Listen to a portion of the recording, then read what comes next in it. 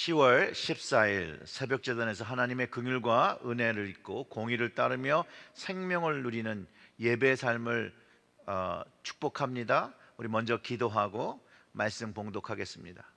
하나님 아버지, 이 아침에 저희들에게 하나님의 말씀을 허락하여 주시옵소서. 그리할 때 하나님께서 주시는 그 은혜의 말씀, 공의의 말씀으로 우리가 다시 한번 하나님의 언약을 기억하며 살아갈 수 있도록 주여, 오늘 이 아침을 이끌어 주시고 정말로 광야의 백성을 이끌어 주셨던 것처럼 하나님, 우리들도 하나님의 놀라우신 은혜의 손으로 우리의 삶을 이끌어 주시옵소서. 이 모든 말씀 우리 구주 예수님의 이름으로 기도드렸습니다. 아멘. 아멘.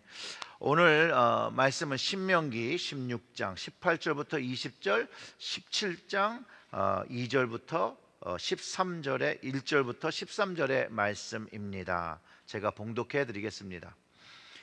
내 하나님 여호와께서 내게 주시는 각 성에서 내 지파를 따라 재판장들과 지도자들을 둘 것이요, 그들은 공의로 백성을 재판할 것이니라. 너는 재판을 굽게 하지 말며 사람을 외모로 보지 말며 또 뇌물을 받지 말라. 뇌물은 지혜자의 눈을 어둡게 하고 의인의 말을 굽게 하느니라. 너는 마땅히 공의만을 따르라. 그리하면 내가 살겠고 내 하나님 여호와께서 내게 주시는 땅을 차지하리라. 흠이나 악질이 있는 소와 양은 아무것도 내 하나님 여호와께 드리지 말지니 이는 내 하나님 여호와께 가증한 것이 됨이니라.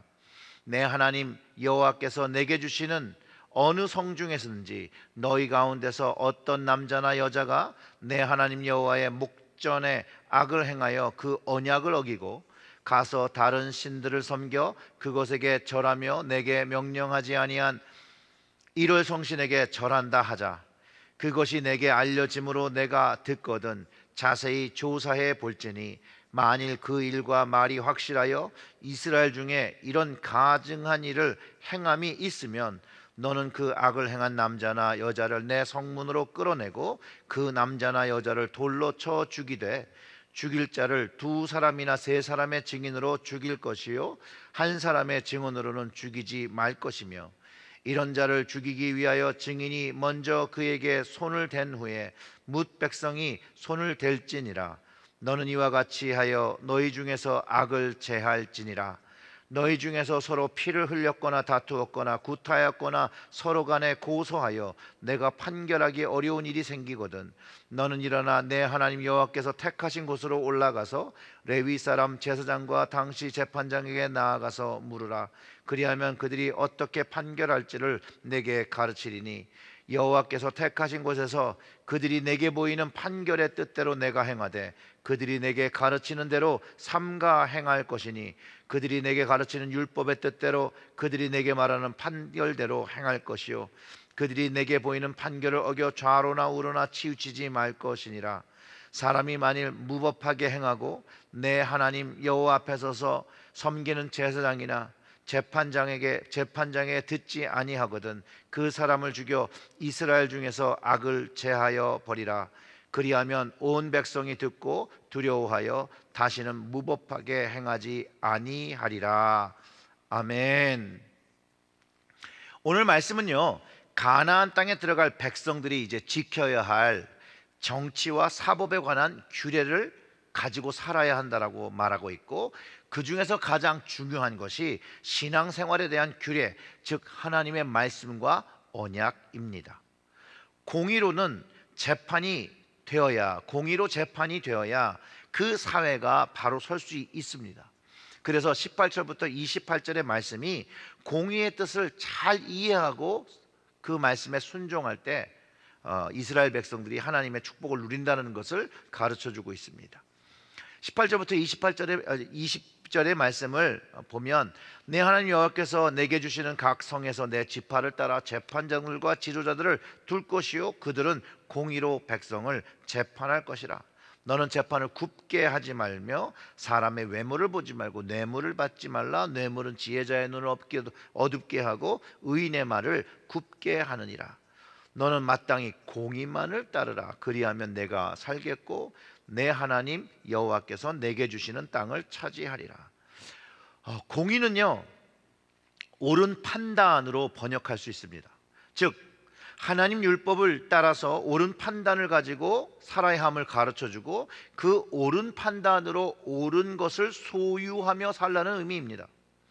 하나님의 말씀으로 하나님의 백성은 재판을 받는 것입니다. 모두에게 해당되는 말입니다. 재판장, 판단하는 사람은 그 사람의 외모라든지 친분이라든지 돈으로든지 그런 것에 흔들리면 안 된다는 거예요.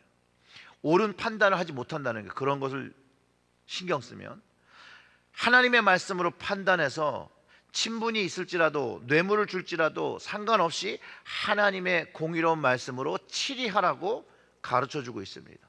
그것이 가족일지라도 그것이 자녀일지라도 공의로운 재판, 의로운 재판관으로서의 일들을 감당해야 한다라고 가르쳐주고 있고, 그 하나님의 공의를 따르면 하나님의 방법으로 축복을 누리며 살게 되는 것을, 또 하나님께서 약속하신 그 땅을 소유하며 살아갈 수 있음을 가르쳐주고 있는 것입니다. 즉 이 이야기는 뭐냐면요, 하나님의 말씀을 지키며 공의를 행하는 것이 하나님의 축복을 누리며 사는 방법이라고 가르쳐주고 있는 것이죠.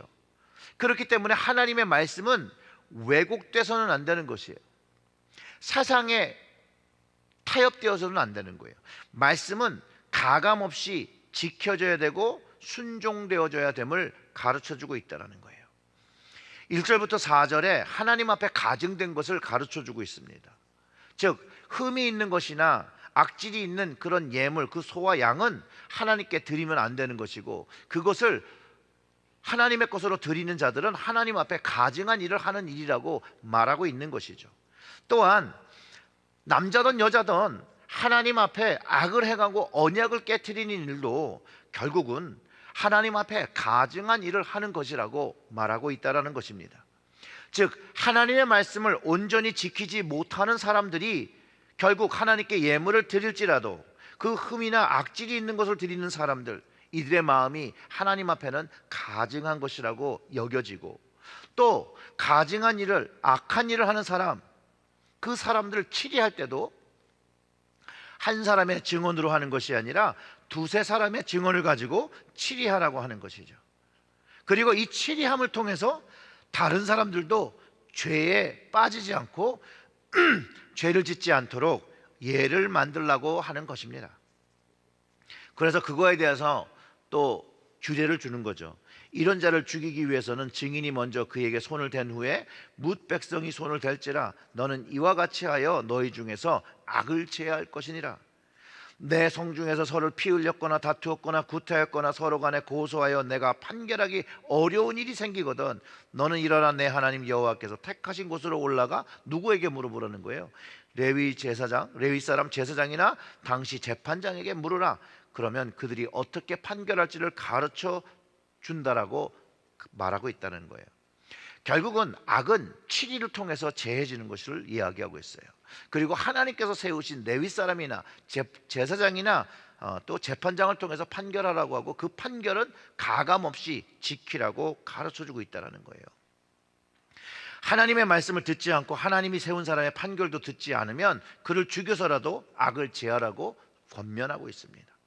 그것을 통해서 백성들이 하나님한테 무법을 행하지 않도록 이끌어 가라는 것을 가르쳐 주는 것이고, 그 일을 감당하는 것이 공의를 행하며 하나님 앞에 사는 것이라고 가르쳐 주는 것입니다. 악은요, 하나님의 공의로 다스려질 때 올바른 것들이 세워지는 것인 것을 가르쳐 줍니다. 하나님의 공의가 다스려지지 않을 때 무법이, 하나님의 법 없이 성행되어지는 것이죠. 무법이 판치는 거죠. 그런데 오늘 한번 생각해 보시기 바랍니다. 이 말씀을 21세기 살아가는 우리들에게 어떻게 적용을 해야겠습니까? 우리가 사람을 막 판단하고 재판하고 듣지 않는 사람을 죽일 수 있는 것은 아니지 않습니까? 그러면 이 신명기의 말씀을 현대시대를 살아가는 우리에게 어떻게 적용해야 할까요? 이렇게 적용하면 되겠습니다. 하나님의 말씀을 듣지 않고 사는 사람을 신앙 공동체, 교회 지도자로 세우면 안 된다는 것을 가르쳐주고 있다는 거예요. 왜냐하면 그는 하나님의 말씀을 지키지 않고 교회를 어지럽게 하는 사람이라는 거예요. 그리고 두세 사람의 증거를 가지고 치리해야 되는 것을 가르쳐 주고 있다는 거예요. 교회를 어지럽게 하는 악은 그 뿌리부터 뽑으라는 것이에요. 그 말을 하는 것이죠. 그럴 때 교회가 영적으로 잘 자라게 되는 것을 가르쳐 줍니다. 하나님의 말씀, 바로 그것이 공의입니다. 그 공의의 말씀으로 교회를 다스리고 교회가 세워질 때 성도들도 살고 영적인 성장을 누리며 살아가게 되는 것이에요. 그 일이, 그 악을 제하는 일이 힘들고 어려운 일지라도 감당할 때 진리를 세우는 교회가 됩니다. 하나님의 언약을 지키는 교회가 됩니다.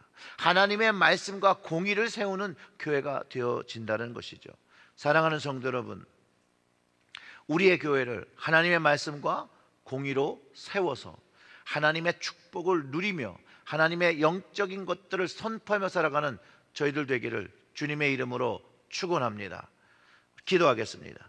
하나님 아버지, 감사합니다. 오늘도 우리에게 하나님 말씀 주시고 우리의 삶에서 악이 떠나가야 하고 제해져야 된다는 것을 다시 한번 가르쳐 주셨습니다. 근데 그것을 제하는 방법이 하나님의 말씀에 순종하는 것인 것을 가르쳐 주시고, 그 순종이 있을 때 하나님의 약속을 체험하며 축복을 누리게 됨을 다시 한번 깨닫게 하여 주시었고, 세상과 구분되어 거룩하게 살아가는 저희들이 되어질 수 있도록 하나님, 저희 모든 이들을, 교회를, 또 성도들을, 믿는 자들을 하나님의 말씀으로 다스려 주시옵소서. 이 모든 말씀 우리 구주 예수님의 이름으로 기도드렸습니다. 아멘.